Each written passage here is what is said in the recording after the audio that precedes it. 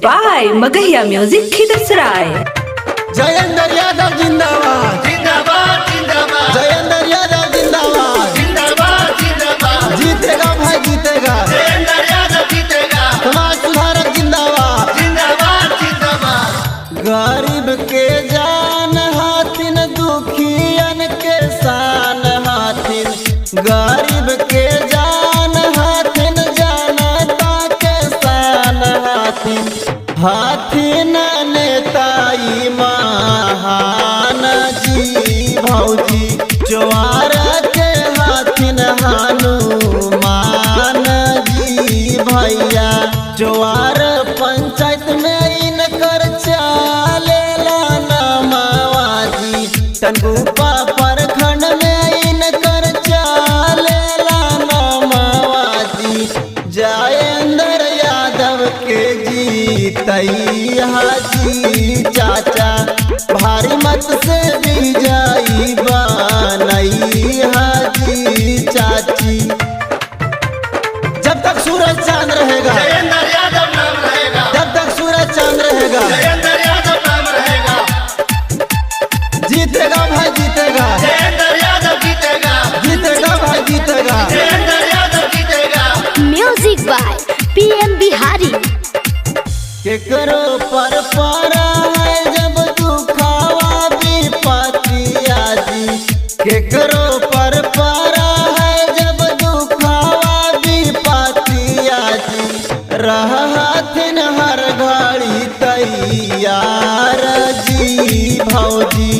कखनो नहीं माना हाथिन हार जी भौजी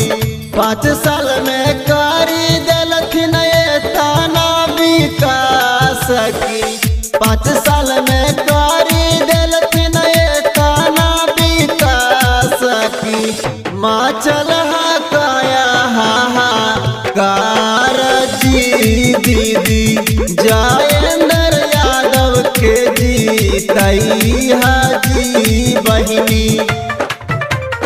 आपका नेता कैसा हो जयेंद्र यादव जैसा हो आपका नेता कैसा हो जयेंद्र यादव जैसा हो जब तक सूरज चांद रहेगा जयेंद्र यादव नाम रहेगा जब तक सूरज चांद रहेगा जयेंद्र यादव नाम रहेगा म्यूजिक बाय PM बिहारी।